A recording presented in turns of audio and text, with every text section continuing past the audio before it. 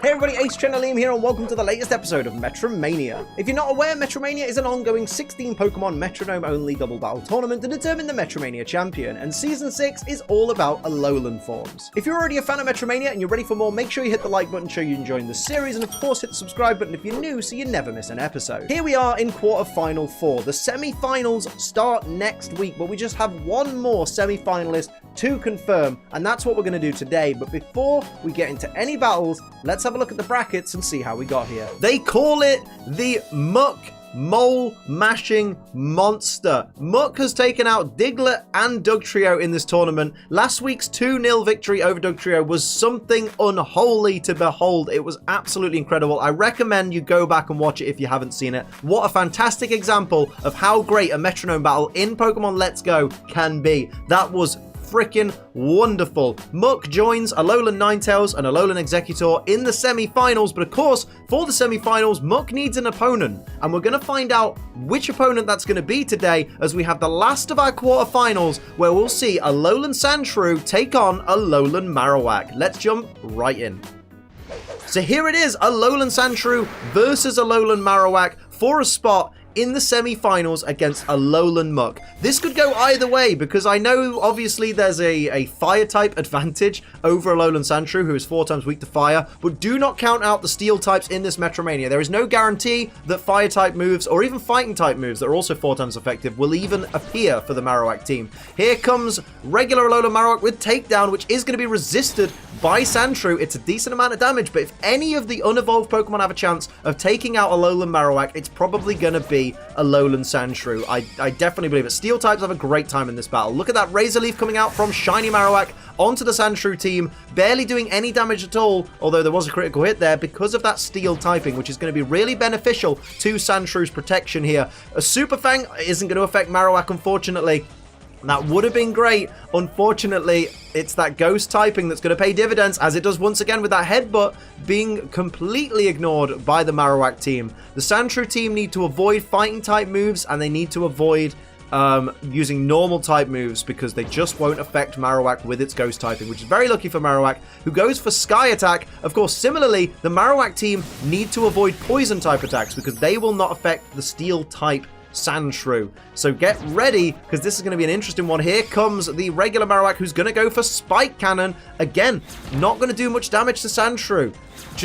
Sandshrew is just tanking it. There's 3 hits from that Spike Cannon. Not very effective. Didn't do much damage at all. Combined, maybe a bit of chip damage. Here's the Shiny Sandshrew, though, who is going to go for Pound, which won't affect Marowak. The Sandshrew team need to land some hits on these Marowak. Here's the regular Sandshrew, who's going to go for Conversion. Convert itself to a normal type, which is interesting because it means the ghost type stab moves of Marowak will not do any damage now to that Sandshrew, and it's no longer weak to the stab fire type moves of Marowak. So that's quite an interesting play there. Here comes the Sky Attack. It is on the regular Sandshrew though, so it won't be resisted because no more steel typing. Massive damage there, so maybe changing to a normal type wasn't a good idea. Regular Marowak is going to go for a Thunder Wave onto the Shiny Sandshrew there. Going to paralyze it to make it even more difficult for this Pokemon to attack.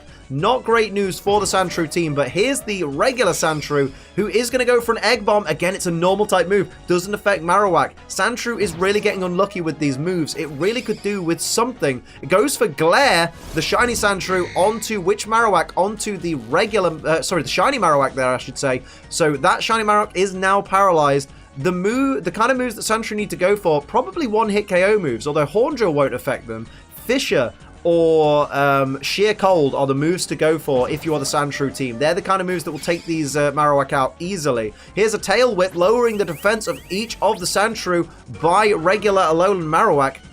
That's not going to bode well for the more fragile of the two teams, being the unevolved Sandshrew. Although they're holding their own so far. They're lasting a lot longer than I think a lot of you guys would have thought. Goes for Payday though, especially with the fact that they're not dealing any damage to these Marowak because they're constantly using normal type moves. Here's an Ice Punch, which is going to be resisted by the Shiny Sandshrew there. 4 times resist actually because of the steel and ice typing. And here's the Shiny Sandshrew looking to retaliate. Goes for a takedown. It's avoided because the Marowaks are immune. This is unreal. The sheer lack of damage that these Sandshrew are dishing out. This isn't even to do with the move pool in Pokemon Let's Go, because there are so many moves that can hit Alolan Marowak in Pokemon Let's Go. Here's a Wrap, though. That's going to do continuous damage to that poor Alolan Sandshrew. It's not quite in the danger zone yet because you've not heard the little warning. But here comes that Sandshrew who's going to take damage at the end of this turn. Goes for a pound. It doesn't affect Marowak. This is unreal. Shiny Marowak is unable to move. This should be where you take your opportunities. But the Sandshrew team are just not quite getting out of the gate. Here's a Sand Attack to lower the accuracy of that Shiny Marowak. But the Sandshrew team needs to do something. Dropping that accuracy. There's that Wrap Attack. Is this going to be it? Doesn't quite. It does bring Sandshrew into the danger zone there. So that regular Sandshrew has maybe a turn or two left in it because of that Wrap damage, unless they can eliminate the source of that Wrap. What is going to happen? Here comes the regular Marowak for the next turn, and it's going to go for Thunderbolt onto which Sandshrew there? Onto the Shiny, bringing it into the danger zone with a critical hit as well. This does not bode well for round one for the Sandshrew team. Regular Sandshrew is going to go for Mist, which at a time like this is not the kind of move that you want to go for. You need to be going full offensive. You need to be, I was going to say earthquaking, but you don't really want to be earthquaking. I guess bone meringuing. Shiny Alolan Marowak is going to go Waterfall. That's surely going to knock out one of these Sandshrew. Shiny Sandshrew falls to the Waterfall. And there's just the little regular Alolan Sandshrew left. And is it going to survive this Wrap? Is it going to have to suffer for another turn? No, it faints. Round one goes to Alolan Marowak, as a lot of you may have expected. Marowak is geared up and ready. And at this moment, let me just give you a moment to talk about G Fuel. G Fuel is an energy formula. It's 0 sugar, 25 calories. You can get discount using code ACE. Make sure you do. It helps out the channel massively. Plus, I love the stuff. Right now, I'm drinking Snow Cone, and it's absolutely glorious. Here is Shiny Marowak with Leech Life, which is going to be resisted by the regular Sandshrew there. Absolutely resisted. Sandshrew sitting pretty with its steel typing. Of course, that Sandshrew is back to being a steel and ice type, no longer normal type. Here's Withdraw from regular Marowak, going to increase its defense on the first turn. Probably a very smart play there, just to be on the safe side. Here comes the Shiny Sandshrew, starting things off for round two. Going to go for Glare once again, like it did in the previous battle, to paralyze the regular Alolan Marowak there, just to make sure that it may have a chance of not being able to move, just to give them a little bit more leeway. Fisher coming out from that regular Sandshrew. That regular Sandshrew wanted to end it, but unfortunately that 30% accuracy bit it on the nose, and it wasn't able to achieve that attack. Very unfortunate there. That would have been a wonderful knockout for the Alolan Sandshrew team. Here is a Screech by the Shiny Alolan Marowak onto the Shiny Alolan Sandshrew, which is going to reduce its defense there. Here comes the Shiny Sandshrew with its response. What's it going to return with? It's going to go for a Flash and drop the accuracy of which of the Marowak there? I believe it's the one dead ahead of it. Yep, it's the regular Alolan Marowak is going to see an accuracy drop, so now it's paralyzed and slightly less accurate. That bodes well for the Sandshrew team. We see Meditate coming out from regular Sandshrew, going to increase that attack by one stage. Not a bad play if you want to start taking out these Marowak. Here comes that paralyzed Marowak, who is going to ignore that paralysis and is going to go for Fury Swipes. Not very effective move. Critical hit on the first hit, though, onto that Shiny Sandshrew. There's 3 hits. Not very effective on Sandshrew. Shiny Sandshrew still sitting pretty right now, but the Sandshrew team need to start mounting some offense if they want to survive into a third round to be able to secure their place in the semi-finals. Shiny Alolan Marowak is getting charged and ready and is going to go for Poison Powder. Doesn't affect the Sandshrew, so that's absolutely fine for the Sandshrew team. They're going to brush that off. They're going to laugh that off. Go for a Fury Attack. Doesn't affect Marowak. Turnabout is fair play, I suppose. And here comes regular Sandshrew, who is going to go for a Spike Cannon, which doesn't affect the opposing Marowak. Very unfortunate for the Sandshrew team there. 2 wasted opportunities. Here's Bubble, though, avoided by one of the Sandshrew there.